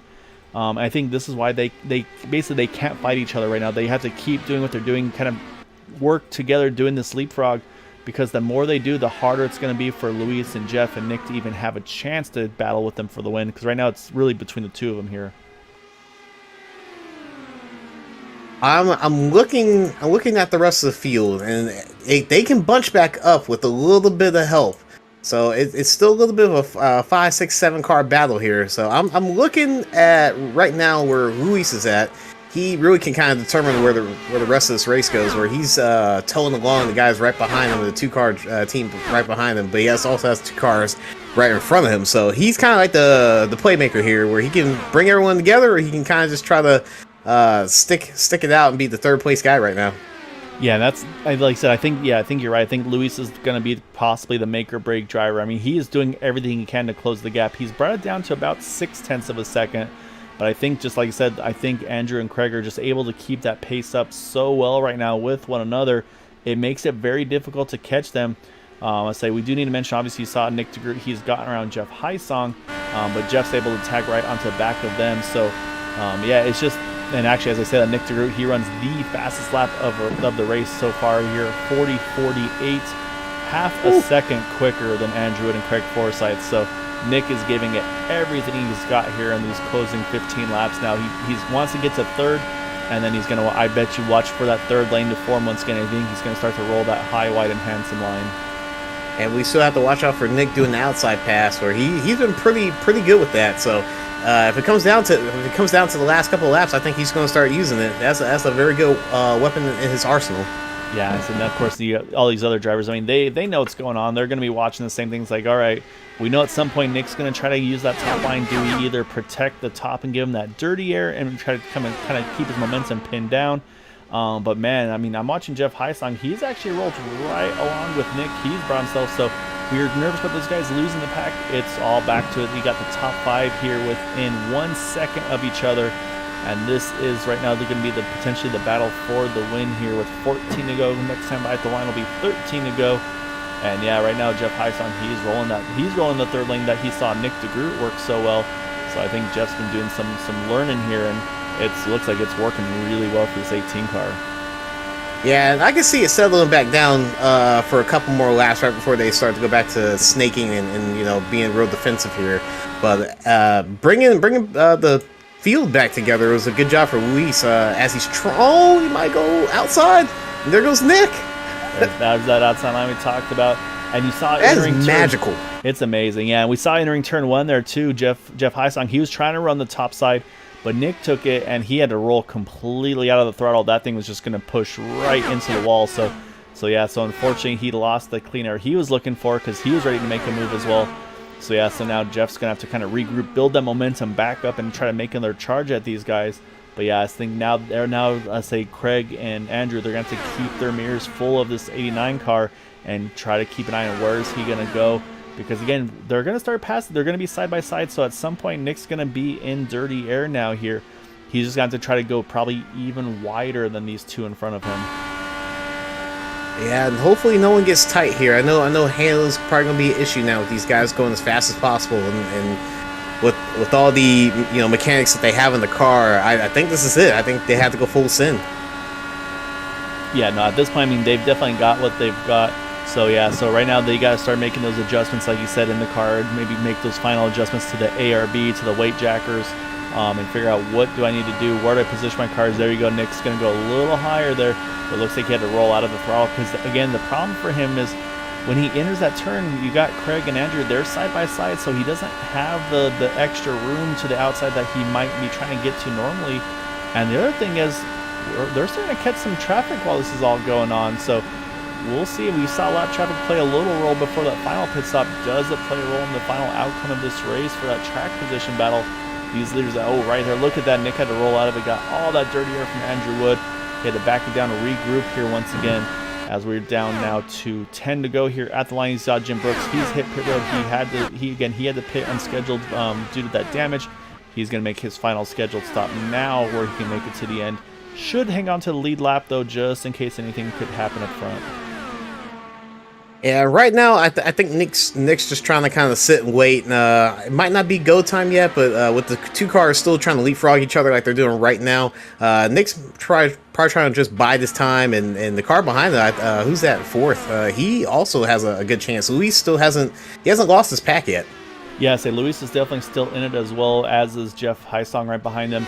A little nervous about Yari Brewpacker on the fuel side of things, but here comes Nick, though. He's trying to peek inside of Andrew Wood. There you go, Andrew Wood having none of it. He's kept the draft on Craig. He went low.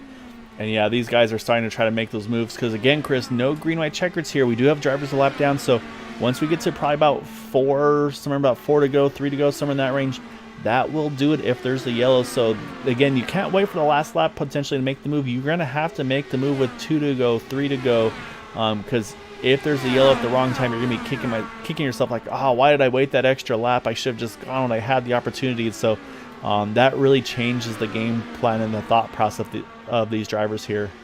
Yeah, with these leaders seeing the lap down cars on the relative, probably they're probably thinking it's go time, because if the first car, whoever's first right now, and they can get by the lap cars, I think that's it. I think that's game over. I won't say it's game over yet, but definitely if they can get through clean, that's going to help. And what this does also do, though, for Craig Forsyth is this kind of stops the leapfrog, because he can pick up this toe of this 17 car that's right in front of him, of Joshua Gathright. He's picking up a lot of drafts, so Andrew Wood, he can't do anything with Craig. So right now, Craig's loving this draft off of the 17 car, but like I said, now the goal, though, is he's got to get through this dirty air. And you see right there, had a big push there off of 4, but he's able to hold on to it. Looks like he's going to hold that lead still very nicely, as he's going to duck low of the 17, but he's still got 2 more cars in front of him here. He's got the 9-10 of John Held is next in line as he cleared that 17 car. But like you said, though, he's actually put a lapper now between himself and that 64. Craig is doing a very good job here so far through traffic. Yeah, who would have thought a 2-mile track would have turned to a short track strategy type of race for the end of here? Yeah, exactly right. Is now Andrew Wood. He completes the pass, but like you said, though, he's now 0.4 of a second behind Craig.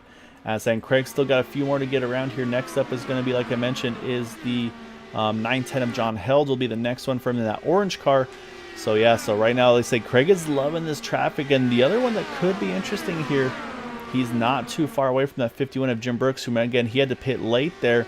And so, I mean, we know Jim has pace, and I'm sure Jim wants to stay on the lead lap if he has the opportunity to, just in case, like I said, if there's a late yellow, if he can stay on the lead lap, it opens up a lot of opportunities for him as well. And yeah, look at Craig. He's staying right on that rear wing of that 910, making sure he gets all the draft he can. And now, again, he's just got to try to position his car in the right place. But you see right there, again, just eating the dirty air off of that 910. Oh, he's got to get by that lap car if he wants to get away from Andrew. Andrew's coming. And so is Nick. Yeah, Andrew gets a good run off before. You can see the gap closing. Is it enough though to make a run into one? Not quite. About a car length distance between them. There he goes. He's going to go high. Craig goes low. Andrew tried to go high as well. And oh man, they are just right on top of each other here. We're at 5 to go, Chris. Craig has to clear. Oh, this is going to be a big opportunity for Andrew Wood here. He's going to get that draft while Craig's kind of just sitting out by himself, where he's going to be able to go right underneath him too. And that's a big push. Woo! Oh, Craig, yeah, definitely make sure you shut the door there. Entering turn number 3, hangs on to the lead. So now the question is Craig close enough to those cars in front? Does he have the draft in front of him?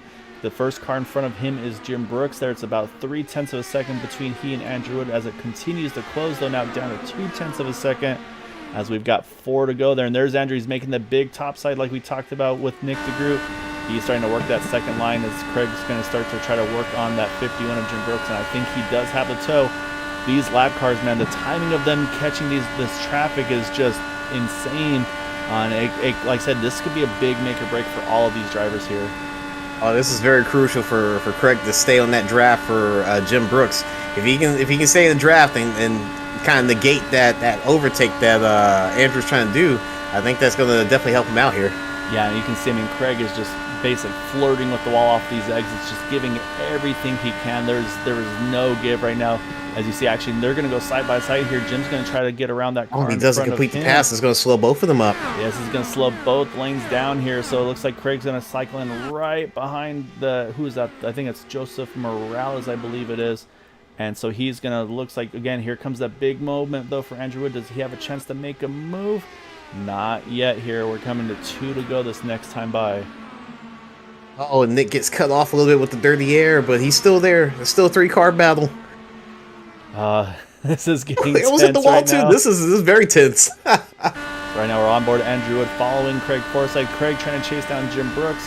Like I said, we'll see. Oh, Craig gets right in the wake of the 51 car again. Say, I'm surprised nobody tried to run the top side, get the clean air on the front of the wings of these cars. But Craig gets a great turn too. You can see he built the gap up on Andrew Wood by about 0.4 here, but still cannot do anything with that 51 of Jim Brooks. And in front of Jim, I believe, is Matt Wagner. And again, just the draft just continues to kind of play a role in this thing. As right now, they're just completely spread out here, single file, and that's just shown how important this track position is. But what they need now is if they can get to this white flag from here on out, Chris, they will race it to the finish. So Craig Forsyth going to lead this final lap in front of Andrew Wood, Nick Degroot, Jeff Heisong. We'll see, can they hang on to? There goes Andrew. He's running the top here. Gets a great run out of turn 1. Oh, he's definitely going to try to send it, but I think that draft from the 51 Jim's definitely going to help out here. Here we go. Nick's trying to suck up too. They're going to start snaking. Here we go. Yeah, Nick's trying to work on Andrew. Andrew's trying to work on Craig as we get down to it here for the final 2 turns for the win at Indy. Another great exit for Andrew off of 3. Can he do something out of 4? We'll see what they've got here as they come through. Start finishing. He's close. He's close. He's got a big drive. He's going to cut low. Does he have enough out of the line? Craig Forsyth going to just hang on to the win over Andrew Wood. Nick Degroot's going to grab 3rd. And, oh, man, I mean, the traffic just plays a monumental role in this one, I feel like, Chris, because we saw the leapfrog, and then they catch traffic, and Craig just does everything in his power there to do what he had to keep him behind. What a finish. I mean, you know these guys, their hands are shaking right now after this one. Oh, definitely. If I'm Craig, I'm definitely buying Jim a glass of milk here for Indy. Because I think that draft definitely helped him. That gave him just enough. I think, by a nose? Maybe? Yeah, we'll go back. Looks like it was about 400ths of a second. We'll pull up the official time scoring. You can see, say Andrew and Craig here going to roll one more lap here side by side. Oh, actually, looks like we had an incident after the finish at the start-finish line there. Not sure who that was involved with. As Craig's going to try to get some celebrations going. He's going to loop it around and do a... oh, there he was looking for a start-finish line. That's what he's trying to find here. Looks like he's giving himself a little bit of a kiss of the bricks action. He might do a little... climbing the fence here. Little traditions here at Indianapolis. Great race. As he's doing donuts. Great race, man. Yeah, and say caution-free 90 laps here at Indy. We still have about 4 or 5 drivers have a realistic shot at it at the end. But when it came down to it, Craig Forsyth was able to keep that track position that he fought so hard all race long for, as we watch him just burn it down here on the front stretch right on the bricks. And then say, kind of looks like he's done this a time or two before, because that is pretty much a perfect circle he's doing there in that number 27 car. But before we get to those interviews, Chris, let's pull up that final results, because like you said, that was a tight finish between those guys. So how close was it, though?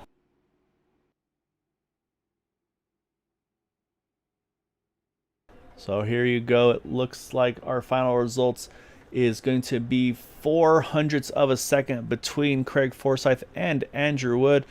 So you don't know where the points thing on the side came from, so probably disregard that. Andrew Wood, though, in second. Nick Degroot, they're just 0.2 back in third. Jeff Heisong and Luis Gonzalez bring it home fourth and fifth. And then, unfortunately, late pit stops wound up costing Jari Brupacher. He falls all the way to 10th, you see there. But then, again, they lost the draft, but they kept at it all race long. Dan Herrera, Joseph Grijalva, they finish in 6th and 7th. Matt Wagner and Jim Brooks in 8th and 9th. Like I mentioned, Jari in the top 10. And then, unfortunately, those not having the 9ths they were hoping for, dropping a lap or more down, including Joseph Morales, John Held, Eric Peterson, Taylor Reeves, Gary Corley, Joshua Gathright, William Gunn, and Jim Herrick. And then our final results here of Jason Hand, Joseph DeCiro, and Mike Peters.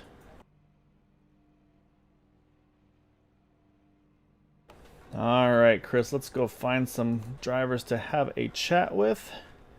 I think these guys are still shaking. It was a tense moments up there. Yeah, this was definitely an intense one, but we're gonna kick it over. Let's see if Nick Degroot's made his way over. He has. Let's pull him on in.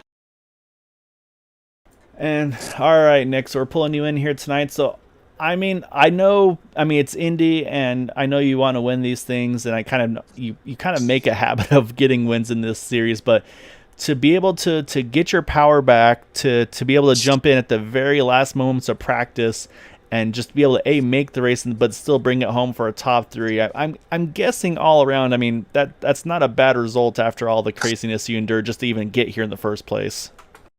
Yeah, I mean, for most of the night before this race, I'm thinking I'm going to lose 40 to 50 points. So instead, we lost like 10 or 15. So I think that's a pretty good deal in the end. And man, I really think we could have won it too, which would have been sweet, coming in with no practice, just getting it at the end of qualifying. But I made one mistake the whole race, slid through my box in the final pit stop, and that really cost us. Went from being first or second there after the cycle came through.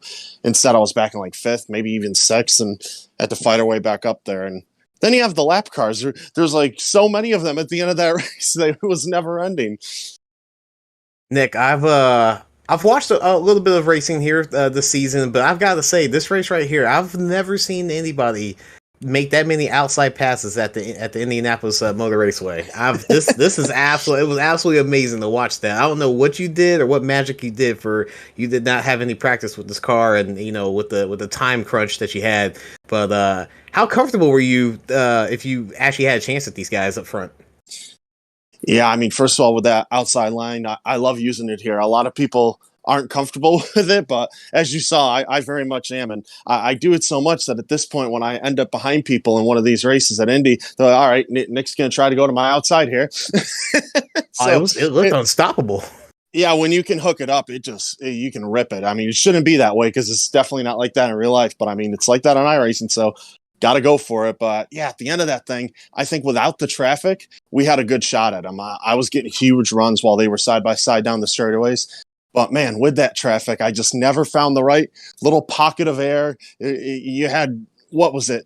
Craig on the inside, Andrew on the outside, and the lap car someplace else. There's just a wall of air in front of me, and I couldn't really find any. I was putting my left sides on the curb into the corners, just trying to find a little bit of air. So I don't think there was much I could do there with the traffic. But man, I was hoping that even with the traffic, Andrew could get side by side with him on that last lap, because that was the only way I was going to get a big enough run to do anything. But yeah, either way, happy with the podium, clean race, no incidents, and yeah, salvaged a lot of points when I thought I was going to be a huge loss not long ago.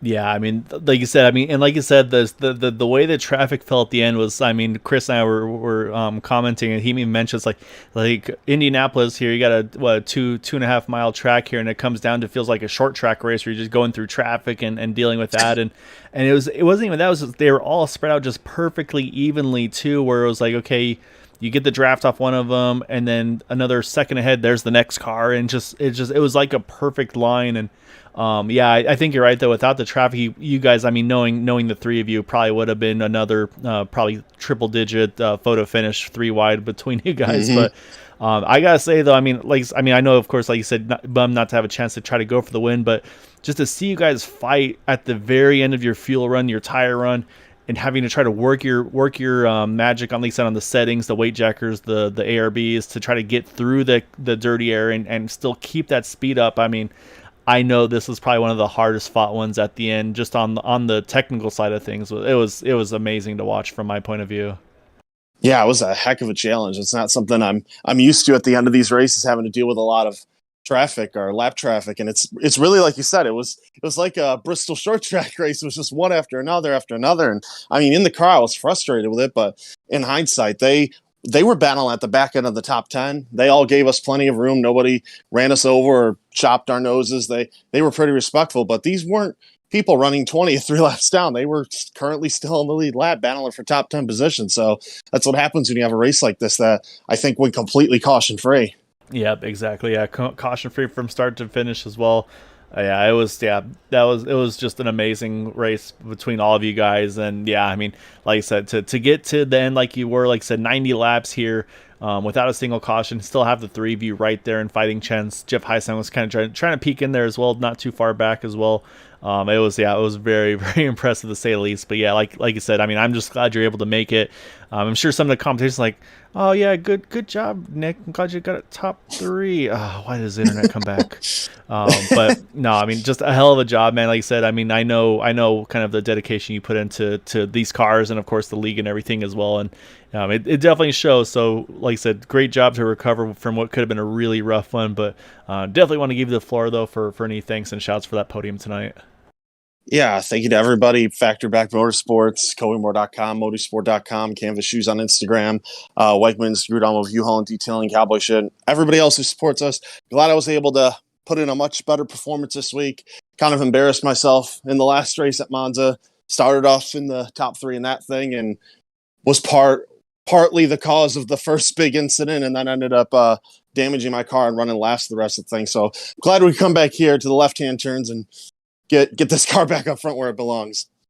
Yeah, so you got left hands the rest of the way. Next up will be Auto Club. Then you got Kentucky, Pocono, Motegi, and finish it up in Phoenix. So Those are some fun ones. You got some lots of lefts up in your future, and yeah, like I said, there's definitely going to be good ones in there. But yeah, great job though tonight, Nick.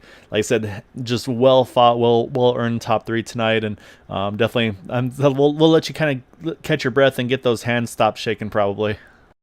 Oh yeah, I'm going to drink. Stand for great job, man. See you guys.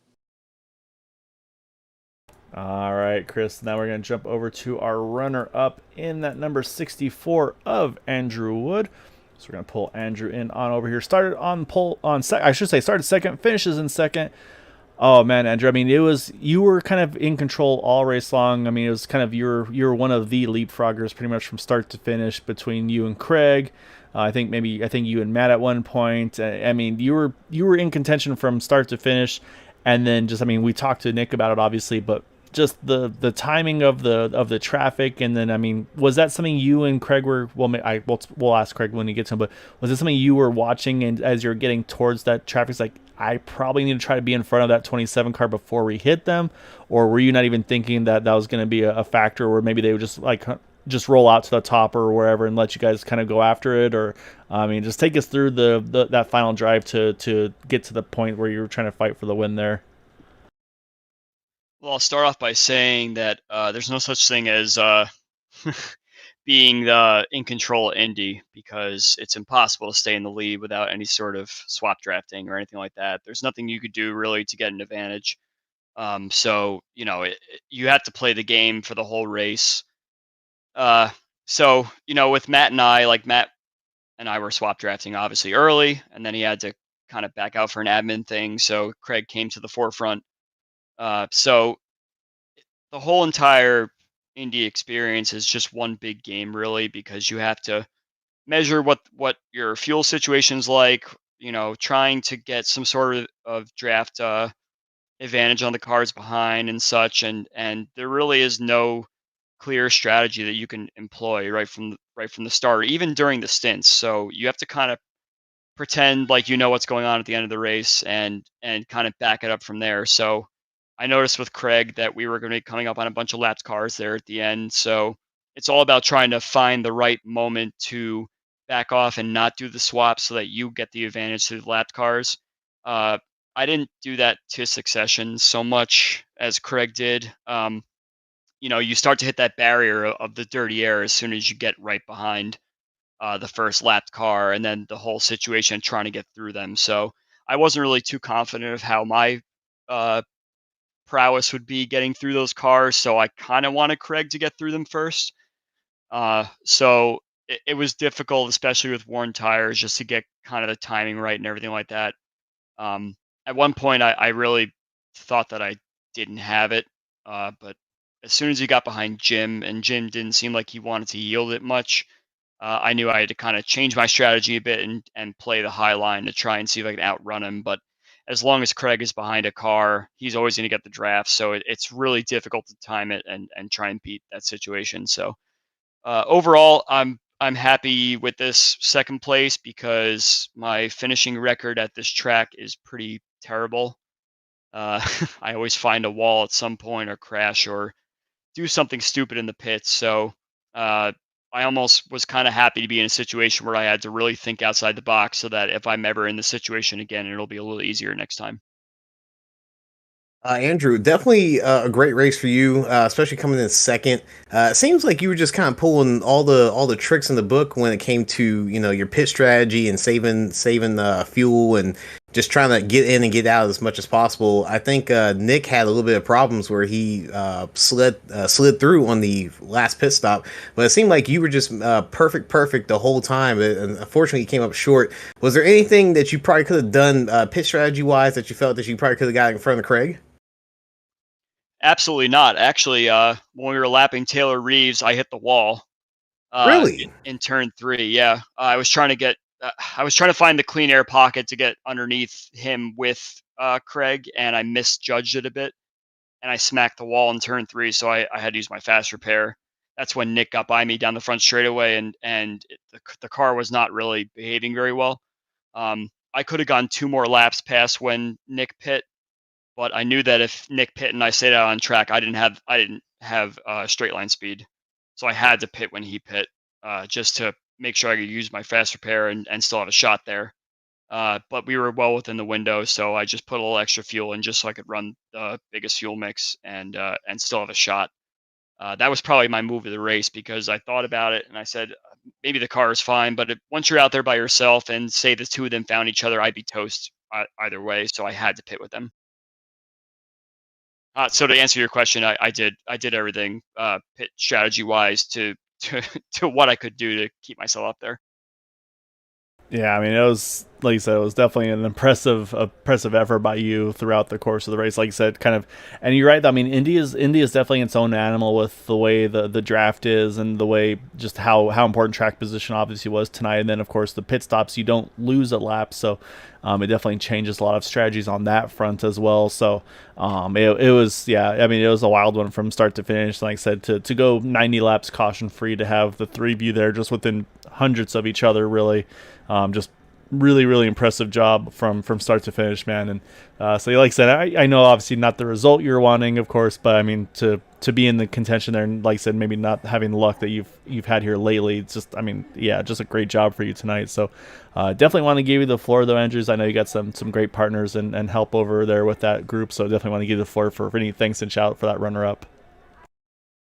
Yeah, quickly, I'll just mention that, like you said, Indy is its own kind of animal, and I had William Gunn, in there asking me a bunch of questions, and he's been very insightful and inquisitive for trying to learn more about this car and what exactly to do in situations. So I'm very happy to kind of put a mentor hat on at the same time during these races to try and get these guys into position where we could have 6 cars battling for the lead kind of thing. So the more that these guys race and the more that they want to learn and try and race up front, the better I think it is for the health of the league and everything like that. So, and then of course more for you guys to talk about and try and scratch your head in terms of strategy. So that being said, shout out to everyone that races here in this league. It's a joy to be here, and I'm very happy I have the opportunity to race here a little more often than I have in the past. Summer months are a little more friendly to me. So thanks to everyone that showed up tonight. Thanks to you guys that put on the broadcast. Thanks to Matt and Jim, Matt in particular, for making the setup and doing all he can to try and wrangle up all these new folks that showed up tonight. Did a great job with that and kind of fell on the sword a bit, trying to do some admin stuff in the early part there that kind of hurt his race a little bit. And yeah, I'm very happy with second place. I'll take it. Craig ran a great race. He, whoever had the best strategy mind there would win it, and it was him, and he's a deserved winner. So congrats to him. And yeah, we'll see you guys next week. All right, sounds good, Andrew. Great job tonight, man. And yeah, looking forward to see what you got for them for the rest of the season. So obviously a good result tonight. Is saying also obviously coming off of the win last week over at Monza. So good couple of weeks for you in this one. So yeah, look forward to seeing you hopefully carry that forward the rest of the way. Yeah, definitely. Thanks a lot, guys. All right, Chris, that brings us to our final interviewee, which is going to be our race winner in that number 27 of Craig Forsyth. So we're going to drag Craig on over here. Started in third, kind of did Craig things, just kind of rolling cruise control, saving fuel while those guys were kind of doing the swap draft up in front of him, and then nailing pit stops and just, man, I mean, Craig, we've talked about, we were joking pre-race where it's like you're hoping that you'd have maybe another Indy finish, but in the right order or better order for you. And it was looking like it was going to be that three-wide battle at the end between you, Andrew, and Nick there. And then those last couple laps, you start to just catch basically just a string of lap cars just like perfectly evenly spaced. And I'm kind of torn. I don't know if that was a blessing for you or if at the time in the car, I mean, what were your emotions going through all that? Because it's like, okay, yes, I'm getting draft off them, but then I'm also getting the dirty air. It's going to makes it easier to maybe make a mistake entering the turn or exiting, just having to hit your marks absolutely perfectly. I mean, just take us through what's going through your mind on those final laps there as you're trying to keep Andrew and Nick behind you, but then also, of course, trying to work your way through that traffic. Yeah, no, it's risk versus reward there, right? But having the lap traffic, basically each one of them 1.5 seconds ahead of the other, just it took the pressure off from behind initially because I could use their draft to make sure that Nick and Andrew, weren't pulling up right on my butt, and then as I got by each of them, I think there were a couple times where Andrew was able to quickly get by. And that that of course had me worried because I needed to then immediately catch up and stay, past the next person while keeping Andrew behind. But I mean, no, the lap traffic worked out perfectly for me. I don't think it could have happened any better for me. That I was super happy with how that worked for me. Craig, hopefully you're done drinking your milk. I don't know if you're a whole milk or 2% guy or even skim milk, but great job during the race. Great job during the traffic. I think everything did work out perfectly for you, but you were dominant the whole race, being up there in the top 5, top 3, and then nailing all your pit stops. For me, was there any difference of just trying to maintain the lead when you were, doing the leapfrogs and stuff like that? How hard was that? Or is it just, kind of just a handshake deal where it's like, I'm going to let him by, he'll let me by? Or were you fighting every inch of the way whenever you guys were trying to do that? No, Nick and Andrew, I mean, even Matt, I mean, we've all battled each other enough that we know that, if you're in first and second, your job is to leapfrog each other. That's the best option to do at Indy. And just, third or fourth, we'll just sit back and wait it out. Because if third and fourth start battling, there's the chance that that battle will end up losing them the draft of first and second. But I mean, this setup was amazing because like you could not, no matter how well I hit my pit stop, I could never get enough of a lead that the guys just couldn't just draft right back up to me. And it was like, it didn't seem to matter whether it was a single car or you were a double car. third place could just come right back up. It might take them 10 laps, but they could still do it. So it made for really interesting strategy, because you had to accept that you were never going to get away from everyone. Yeah, and that was kind of echoing what Andrew was mentioning too. Is like with Indy kind of being its own animal, you're just kind of trapped at that point. I mean, were there any points? I know, unfortunately, you say you kind of lost some of your help early on in the race, but like, had you had maybe some teammates with you up in that main pack, like, would there have been an option? It's like, hey, let's pit at XYZ point in the race, and then we basically pit together. Then we try to basically leapfrog right out of the pits and try to see if we can build the gap that way. I mean, would that have been a potential if you had some help in that main pack with you, or would you probably just kept going with the strategy you had? Oh, heck no. I always try and run my fuel as long as humanly possible. No, I knew that, it was going to be a two-stop race, three-stop race. I'm losing my brain. Or all I had to do on that first stint was, hit 24 laps, 25 laps. And then that was going to make sure that from then on I could use a bit more fuel, a bit more fuel maps to push a little harder. And then I just kept doing that. Every stint was a little more pushing, a little harder, a little higher fuel map to start pushing the pack faster and faster, which started punishing the guys who, the goal was to start punishing the guys who had pitted early, because the last thing they want to do is start having to use fuel to keep up.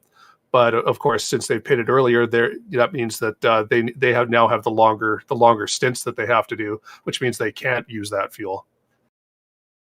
Yeah, it was really fun to see the strategies that you guys had going in, because you're right, there was at one point, I mean, there was about a 5-lap range, I want to say, between some of you when you pitted, when you stayed out. So the strategies were very, very intriguing to see kind of how they were going to pan out. But I mean, like I said, it was definitely a different finish than we've seen before. I say we're definitely used to somehow the crazy 3-wide finishes within thousandths of a second. But yeah, like I mentioned to Andrew and Nick, I mean, tonight's finish, I mean, just the way you guys had to, like I said, put basically risk versus reward to keep that track position and make those basically those risks you had to take to try to stay in that lead, or for him to try to make a move around you. It was really impressive to see, and it's at the end of a fuel run, your tires are unhappy, you're really light on fuel. It was really cool to see, and it was really fun to watch from my point of view. Kind of a different side, if you will, of an Indy finish that we haven't had over here lately. So just a great job tonight, Craig, like I said, to get that win. So again, closing the gap a little bit more as well on Nick here. So I think you're down into the 23 points difference now between the two of you going into next week at Auto Club. So I'll say you're starting to chip away just a little by little here. We got to keep that boy honest. I mean, Andrew's right on our heels as well. So it's really, I think it's really tight with the top 5. I think Matt had a bad night tonight, so maybe the top 4 now. But it's I mean, we're only halfway through the season at this point, so there's a lot of races to go, and a lot of chance for trouble. So got to keep it clean, that's for sure.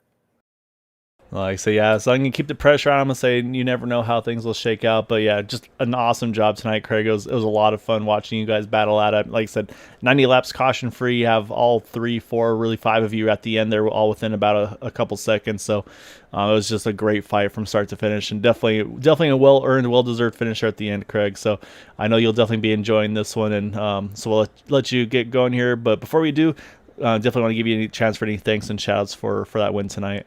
Yeah, I got to thank Jim over at 40 Racewear. The website is up now, 40racewear.com. Merchandise is available. I believe the shoes themselves aren't in stock quite yet, but they're coming in. But I mean, great guy. Yeah, had an unfortunate night. Clipped the wall. I mean, good on him for not bringing out the caution on that. But just clipped the wall. Trying to not fight a car. So that's unfortunate. But good sponsor for the league, and everyone at Area 51, good guys, and you guys over in the broadcast booth. It's good every week. Love to be here. Yeah, so let you go celebrate with Jim and them, and yeah, definitely glad to see the 40 Racewear site up and running, like I said. So yeah, so for those interested, I say looking for gloves and soon to be some shoes. I'll say that's gonna be up and going here pretty soon. So definitely check that out. So yeah, and like I said, definitely appreciate Jim Herrick and everything he does for the league, and definitely a good sponsor to have on the side of that car as well, Craig. So but yeah, enjoy this one, man, and we'll look forward to seeing you the rest of the season. Thanks, Kyle. Stay safe. All right, Chris, that is our race winner in that number 27 of Craig Forsyth. As I closes the lead a little bit on Nick Degroot. Again, a season-long points battle, so no playoffs or anything like that. So say these guys are just going to be going after it week after week, and say we've got a couple of good little tracks coming up. I'm looking at the schedule, and I mean, Auto Club always a good one for these cars. Say Pocono, kind of an Indy there too. So they get that really long front stretch that you can make a lot of momentum down on.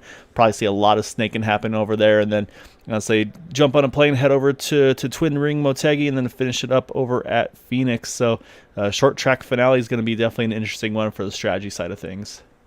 Yeah, the excitement doesn't really turn down for this league. These guys keep going at it at all pretty much the best tracks, for the circuit. Indy's always fun. Indy's, a nail biter every single time. Pocono's a nail biter every single time. Auto Club in real life, I think, like in 2015. Like, if anyone's ever watched that race, if anyone's never watched IndyCar, watch Auto Club from 2015. Very, very great track. Lots of passing, lots of different lanes. Just this league in general, great drivers. Anyone interested, I think they might be recruiting for next season and stuff like that. But great race here tonight. Fun to be up in the booth with you as always, and I'm happy to watch next week.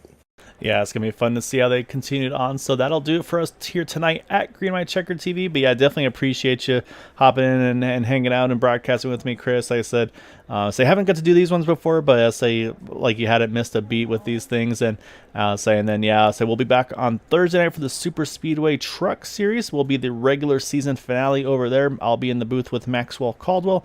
And we'll finish off the week over on Sunday with the Super Speedway Xfinity Series. So plenty of racing to go the rest of the week, so stay tuned for those. But yeah, definitely appreciate everybody that watches and supports us here at Green White Checker TV. So yeah, Chris, again, thank you so much for being a part of this. It means a ton. It's a lot of fun to hang out with you and do these. So hope everybody watching, hope you have a wonderful evening. We'll be back on Thursday. So stay safe, and we'll see you on Thursday. Take care, everyone.